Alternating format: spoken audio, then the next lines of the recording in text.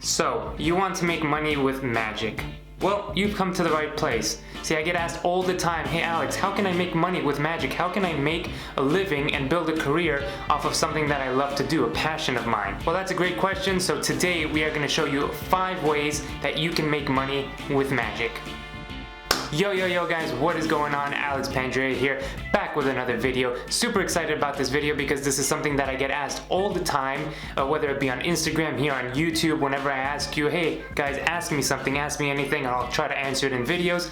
So many times people ask me, how can I turn this into a career of mine, this passion that I have of doing magic and performing and making people smile. And maybe I just know a few tricks, but I still see people out there that are making a living out of it, so how can I do it? But before we get into it, I want to give you sort of an underlying notion that it is okay to not make money off of magic, off of something that you love doing. Maybe you just love doing it and you just want to keep it a hobby, because what will happen, not in all cases, but a lot of the times, what will happen is you're going to start to do this as a career and you're not going to enjoy it as much. You're not going to put as much feeling into it, and it's going to become more than just a hobby. It's going to become a job for you, and Lord knows everybody hates jobs, right? I mean, if you have a job right now, maybe perhaps you like the concept of it before you started, but getting into the day in, day out of having a job can be very sort of grinding. And really keep that in mind when you're thinking about actually jumping into this as a career. Just keep in mind that if you cross that line from just loving what you're doing now and having fun with it to it being a job and you need to do it to sustain yourself, then you might enjoy it less. So as long as you know that, let's get into the 5 ways that you can make money in magic.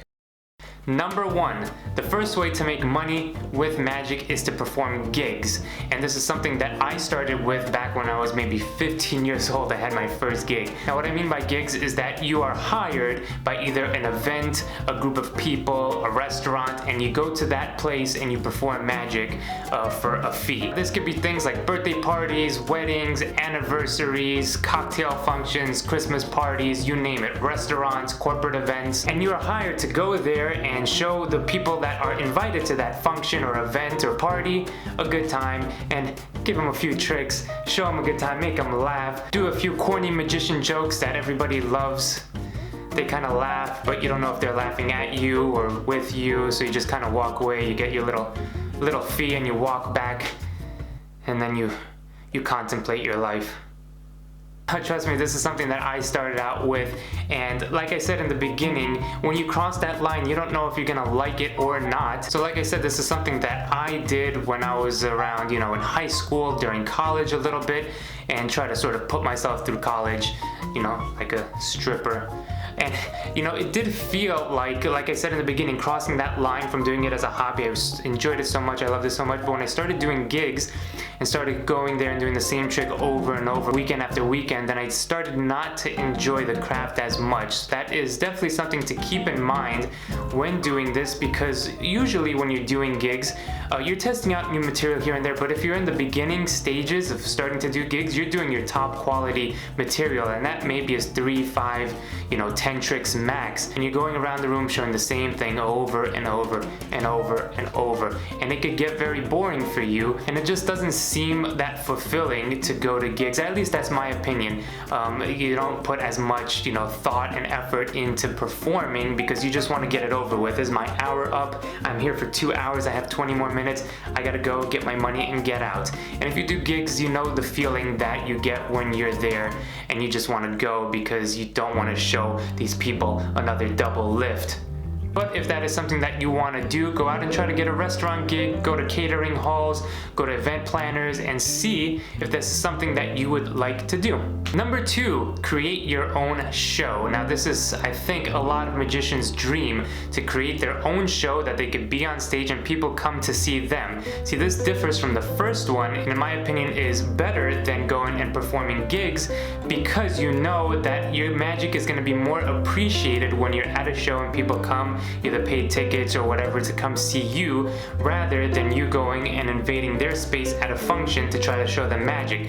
Not saying that when you do go and walk around restaurants or whatever, it won't be appreciated, but I think it'll be appreciated less versus something like you're on stage, you're the main event, and people come to see you. So if you could take your time, learn your craft, put together a show, what you can do after that is go to theaters, go to colleges, and promote the show as something that you can do and have people come see you and then charge a ticket fee for that. But the first step to that is building a show and performing it. Now this is something that you can do and develop over many years. You know, creating a show is very hard, and to make a good show is even harder. Learn as much as you can and study the actual concept of creating a show, study other art forms that are on stage, and see what it takes to create something of that magnitude. Because I'm telling you, look, when I was 15, 16, 17 years old, I thought I was gonna do a show, be on stage, and it's gonna be the best thing ever, but it probably was the worst thing ever that you can think of. So your standard tricks that you probably know doing close-up magic is not going to work, so you have to start building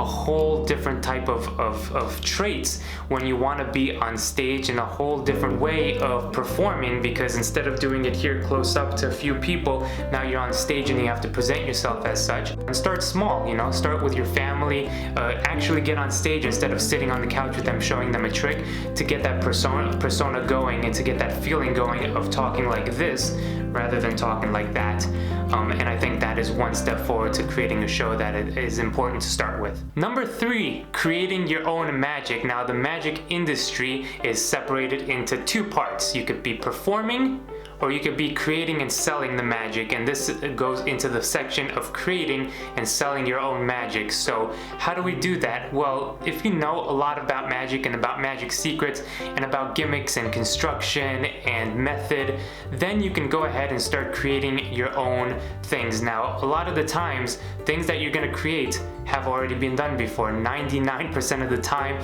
you create something, and especially if you're starting out, you're thinking, well, I don't know that this exists, it must be new.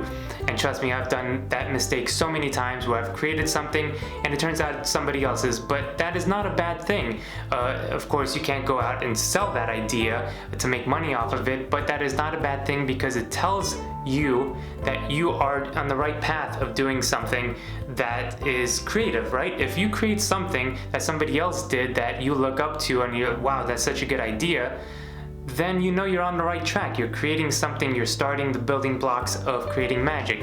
And once you have a lot of experience with it, you can create tricks, go out, research if it's original. There's so many people out there that you can go ahead and ask, they're a message away, put up a video, send it to some people or send it to magic companies, and they will tell you if it's original or not. And if it is original, then you could go out, film a little video of it, or put it into a PDF or even a little mini book, any which way that you feel comfortable sharing that idea, and go out and sell it to other magicians, sell it to magic companies, so on and so forth. And that could create a little bit of steady income for yourself. Now, one thing to keep in mind about this is that this is not something that's going to make you rich, but again, it's not something that's going to keep you poor. And an unpopular tip, I guess you would call it, about creating magic is that there's a fine line in this industry about what is good magic and what is bad magic.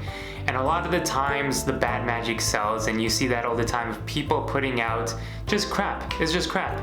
It's complete and utter crap that people put out, and then you see that it's the best seller. See, for me, I have an inner battle of, do I create something to put it out there just so it sells, or do I actually take the time, and maybe it's not going to sell so well, but I know that it's good and it's a proper release and people would actually gain value out of it, instead of just buying something, doing it like once or twice, saying this kind of crap. And you see that when you buy something yourself and you do it a few times and you go, okay, put it in the jar, put it away.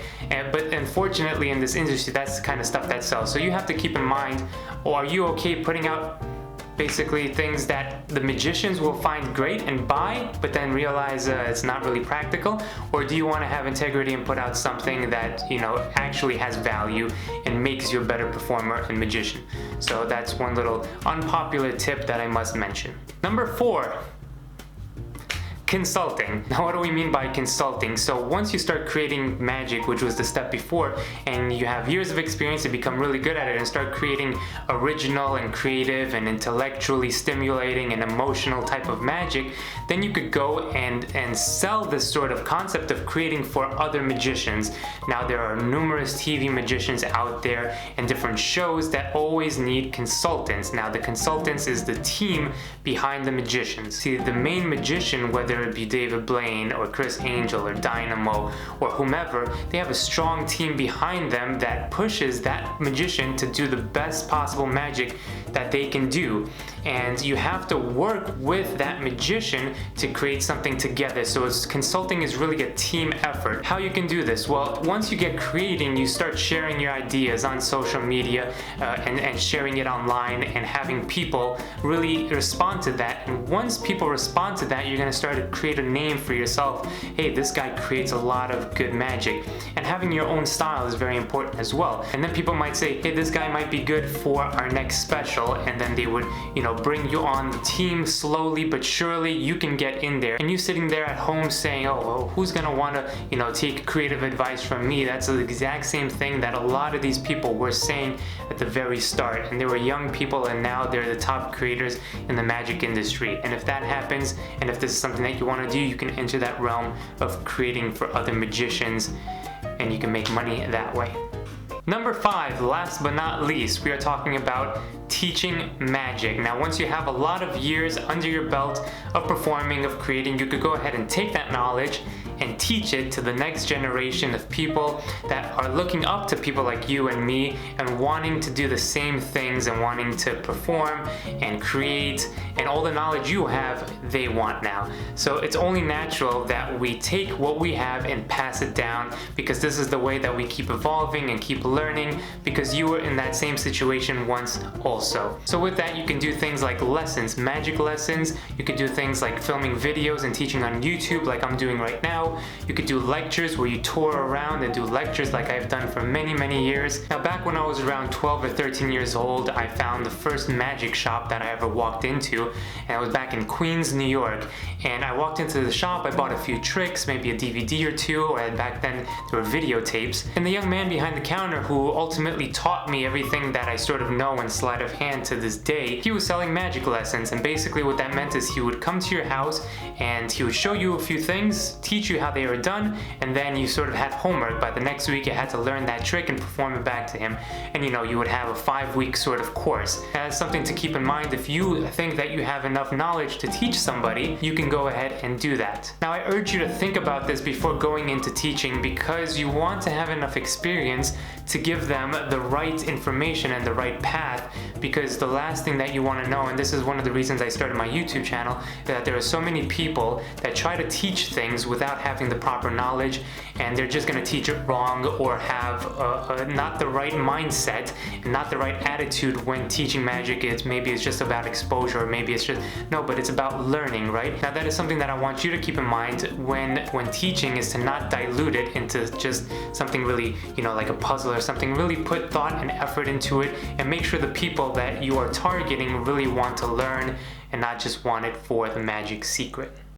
So there you have it, guys. Those are the 5 ways off the top of my head that I can think of in this industry to make money. All of these things are achievable for everybody, because we learn, we grow, and together as a community we build each other up. So never be afraid to ask questions to learn more. Never be afraid to perform so you could get all those years under your belt, and don't be afraid if it takes a little while. Not everything is overnight. So if you want to be successful in any industry, not just the magic industry, take your time with it, grow accordingly, and learn as much as you can, and never stop learning. So as long as you know that, keep grinding it out. I know you guys can do whatever you set your mind to, and we will see you on the next video. Thanks so much for watching.